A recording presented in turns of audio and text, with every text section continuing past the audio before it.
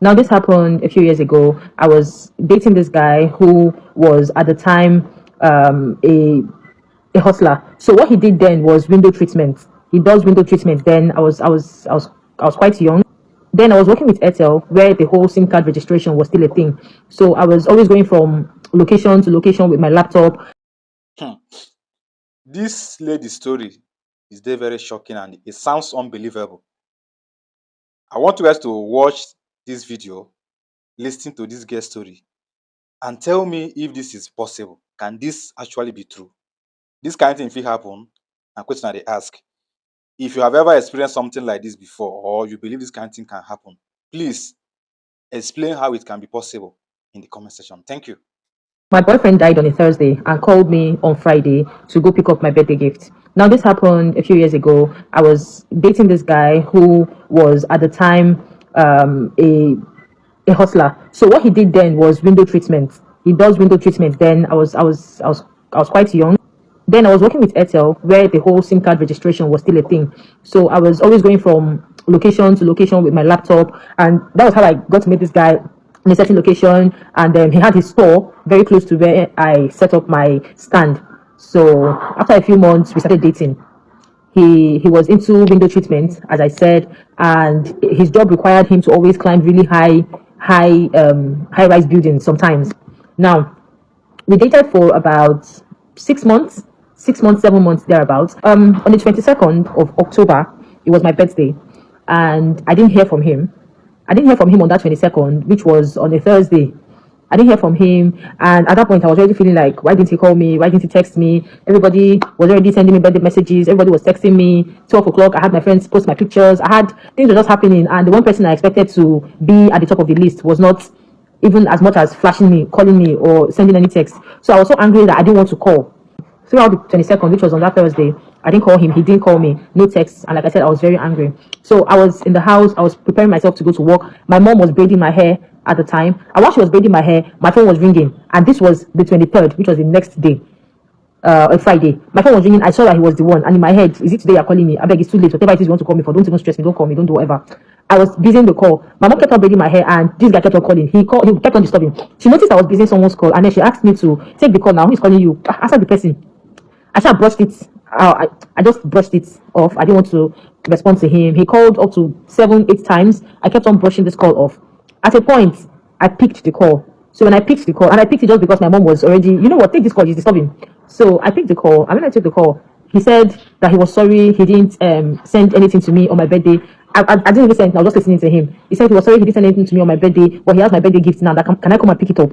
I said, can I come and pick it up? You didn't call me, you didn't text me, you didn't do anything yesterday. Today, you just think you bringing birthday gifts out of the blue was going to solve the whole problem. That I don't need your birthday gift. I'm not interested. I'm not coming anywhere. He said I should please that I should come to the bus stop and pick up the gift. And at that time, I was still in the house, so I could easily have gone to the bus stop. The bus stop was like 10, 15 minutes, 10 minutes away from my house. But I told him I wasn't going to go anywhere because I felt like I needed a proper apology for not talking to me, not leaving a message, not doing anything on the day of my birthday. I felt like it was too late on the 23rd. So he said I should come to the bus stop. Then I said, you know what, I'm not coming. Whatever I want to do with the gift, do it. He said he was going to work on that day, and he didn't want the situation whereby he goes to work with the gift and stays 1 week before he comes back again. Because I forgot to mention that each time he goes to work, he goes out of the area to work. He stays about a week before he comes back. So usually he comes back during the weekends.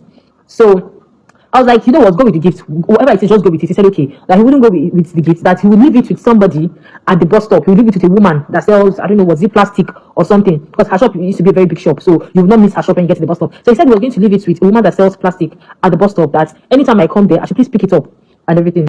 I didn't pay attention to him. I didn't even know he was going to really leave the gift there. So after I was done making my hair at home, I prepared and I went to work. So when I was at work, his sister called me on the phone and she was crying. I don't understand what she was saying. She first said, "Didn't you hear? Didn't you hear?" I said, "Hear what?" So while she was crying, it felt like she dropped the phone because I could hear many voices. I could hear people talking and shouting and screaming, and it felt like somebody else took the phone because I kept on shouting, "Hello, hello! I can't hear you. What happened? What's happening? What's happening?" Nobody was responding to me. And the person that took the phone put the phone on the ear and asked, "Is this Desire?" I said, "Yes." And the person said that he was dead. I said, "Who is dead?" And they mentioned his name. And the person said that he was dead. I said, "Who is dead?" And then she mentioned his name. I was like, how? Then what happened? He's not dead. Nothing happened to him. He's okay. We spoke this morning. I spoke to him this morning. They started shouting. I think they gave his mom the phone or something. And the woman was yelling in my ear, who did I speak with? Blah, blah, blah, blah, blah. I said, I spoke with him this morning. Like, we spoke this morning. He asked me to go to garage to pick up my gift. He got me birthday gift and he's at garage. And for some reason, everybody was just shouting. I ended the call. I called his number. The call log was still on my phone. I called his number back. The number was not going through. It was switched off. I was like, he called me. He asked me to come to garage and pick up my birthday gift. Yesterday was my birthday. He didn't call me yesterday. They said he died yesterday morning. I said, huh? That he died yesterday morning at work. Apparently, he fell from a high-rise building where he was working on a certain customer's window. That's where he fell and he died instantly. So they said he died yesterday morning. That was the 22nd of October morning. That was when he died. And I was yelling. I didn't understand. My body was shaking. My boss had to hold me. I'm like, no, I just spoke to this guy this morning before I got to work. Like, I spoke to him this morning. This is already evening, yes. But I spoke to him this morning. He was begging me to go and pick up my gifts. He was begging me to come to garage and meet him, that he had my gift with him. And I refused. And he asked me to go pick it up from a certain woman. Immediately, I took a bike all the way from Ikeja down to Ikorodu. The moment I got to Ikorodu, I called a friend to accompany me to this guy's house because the way everybody was yelling, like, it felt, I didn't understand. So my friend was already at the garage waiting for me. The moment my bike landed, we took another bike and we went to his house. So when we got to his house, from the streets, because he was a young guy, from the streets, you would see people were bailing, people were crying, people were like, everywhere was, this guy's a very bubbly person. He's someone that everybody knows in the area. So the moment we got to his house, I got to the door, and then one of his aunties that stayed with them, dragged me inside, was telling me that, what did I say? I showed them the call log. I said, he called me. This is his number. This number called me this morning. Look at all the missed calls. This was 7 to 8 missed calls. I said, all of these numbers called me this morning. I refused to take this call because I was angry about what happened yesterday. That's why I refused to take the calls. These numbers called me this morning. And the mother started. This woman held my clothes and she was shouting, why did I not go? Why did I not go and see him? Why did I? You know, when you're trying to look for who to blame, I was the scapegoat there. If not for my friend who was there with me, she would have beaten the hell out of me that day. The noise. If not for my friend who was there with me, she would have beaten the hell out of me that day. She held me. People were shouting, you would have gone. You don't love him. You don't like him. Why you not go? You would have gone. You would have thrown sand. You would have thrown sand at him. You would have done this. I didn't even know that he was late. I didn't know. I did not know. I feel like if I had known, he wouldn't have called me. That's what I sincerely feel. If he knows that I knew he was late, excuse me, he wouldn't have called me. But because I didn't know, I was just clouded with anger. I didn't bother to go and everything. And that was why he was able to call. This man kept on shouting at me. She said she was hurling all kinds of insults at me. She said a lot. I couldn't even cry because I was in shock. I spoke to this person. This person was begging me this morning. So when I remember this thing, sometimes before, it was very difficult for me to tell the story. I couldn't say what happened for a long time.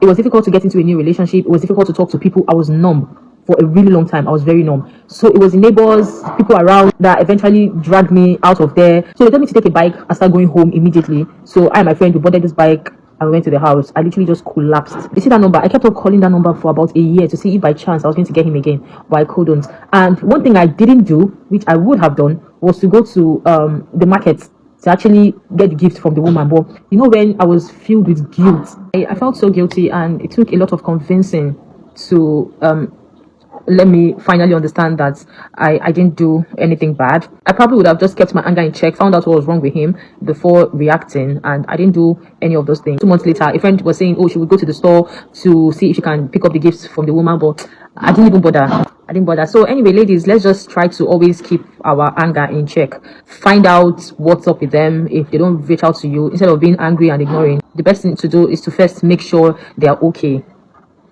Anyway, that's it. Bye. You no really get wetin no dey happen for this country. You see this thing where this girl they talk for this video, this thing will happen to this girl. I will allow you guys to watch it. But this thing no be only for Lagos it dey happen. This thing they happen almost every part of this country. Now why I bring this video here, so that you can listen and hear this girl's story and learn from it. You have to be vigilant. Anywhere where you dey, be vigilant. Nowhere is safe anymore. Watch the video and see things for yourself. Thank you. Guys, still on this same Uber man that used to rape, assault, rob all female customers in Lagos State. This Amara, she's there to give an account, and the reason why we are doing this thing is because we want everybody to know about this man. We reported to the police, we've written a petition, but nothing has been done. However, we don't want this man to keep operating, and that's why we are doing this video. So Amara, tell us what happened. Give us your own account. Okay guys, good afternoon guys. Louder. Good afternoon guys. My name is Amarachi. So I'm here to talk about the Uber man. So So on a fateful Tuesday, that was December 2024. I and my friends decided to go to the cinema. That's Ebony Live Cinema to go see a movie called Everybody Loves Jennifer. If you all can remember. So last year December. So after that we purchased the ticket. Then we had to go to the cinema to go see the movie. Then after the movie, I and my friends decided to go home because my friend stays on the island at Agunge. So my friend ordered a ride on InDrive when we came outside. So when we came outside, we were all outside. So all of a sudden we just saw that a ride came to meet us, and I was even like, wow, this is so fast. We're not like, the guy was like, oh, hey ladies, can you guys up in? I'm the Uber man you ordered. And I was like, oh, okay, that was fast. So when my friend wanted to sit at the front seat, he told my friend that there's a drink poured on the chair, that we should all go back and sit to the back seat. We should all sit at the back. That is not advisable for one of my friends to sit at the front. Okay, I was like, okay, maybe because, and truly it was wet. So I thought it's one of his tactics. So on our way, oh, you make people sit at the back. At the back, because yes, exactly. We pour water on the seat, so we make people to sit at the back. So on our way going, he was playing music, so he increased the volume to the highest. So my friend called his attention to it. My friend was like, Mr. Man, this your volume is too high. Can you please increase it? So it was not like, oh, okay, are you guys not enjoying the music I'm playing? Besides, I'm entertaining my customers. And we're like, oh no, we don't need that. Can you reduce it? So that was that same tactic he used. So because he was going to put the car on child lock. So that he just used that to confuse us. So we will not notice that, okay, fine, the car is already on child lock. So after then, that was how this man. So we now like turned it to 5. We're not like, sir, you have to reduce this music. It's too loud. So that was how you seated at the back. Yes, we were seated at the back. So that was how this man now stopped and was like, oh, okay. So this is either let him just come out plain. We are in the wrong hands. Wow. I was like, sir, how do you mean we are in the wrong hands? So he brought out cutlass, he brought out knife, he brought out gun, and he brought out acid. It was like, the three of us need to cooperate with him. That if we don't cooperate with us, he will not cooperate with us. Then we have to cooperate with him so he can cooperate with us. And we're like, oh, okay, fine. What do you want from us? He said he collected our phones. He said we should open our mobile app. We opened all our mobile apps. Then he started moving money from our account to a money point account. So after that, it was not like, oh, okay, if we try to track all this, that we're not going to get it. So he said he works as an IT personnel and all. I was like, okay. He now went through our phones and deleted so many. He wiped our phones, deleted our iClouds and all. So after then, it was not like, oh, okay, my friend was trying to escape. She was trying to open the door. He now started beating my friend. Was like, oh, okay, what do we call him for? Is it that, do we think he's here for a child's play?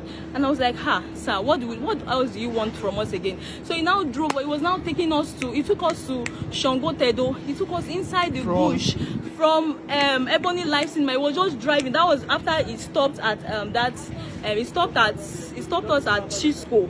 There's one road, but there's one lonely road. I think it's after Chisco. So that road, he just stopped there. Then after that, he was just stopping bit by bit. And I don't know. I don't know if that man uses jazz. I don't know. But then, trust me, guys, we were not ourselves. I and my friends, we were scared. I think he only does this to females because he can't try it with a male. Share your. So the thing is. Although I have some male victims too. Oh, some male victims. Majority, they are ladies. Yes, majority are ladies. Did he harass any of you? Yes, he tried to. So it was like, oh, and girls, you guys are not looking bad. Like, he was now trying to touch our boobs. We're like, sir, don't do this. You've collected our phones. You've collected our money. So what else do you want? It was like, we cannot go scot-free like that. You cannot just let us go. Because, in fact, as it is like this, can take us to a land of no return. We just take us to where like where they use us to do ritual. Yes, we saw it. Yes, cutlass, knife, gun, and acid. He poured it in I don't know if it's acid, but it's in a plastic. He brought it out and he was showing it to us, to our faces, that this is acid, and if we fuck up, he will pour it on our face. So after that, it was like, oh, okay, it was now trying to molest us, like, it was not trying to touch, and we're now begging him that, sir, this one will not, like, in my mind I was like, hey, anything that wants to, if it's this one, oh, we will fight and kill ourselves, because no, you cannot rob me, take my money, and then you want to touch me and my friends again. It's not possible. It was like, it's like our mouth is sharp. This one, like, guys, this man tormented us. It was too much.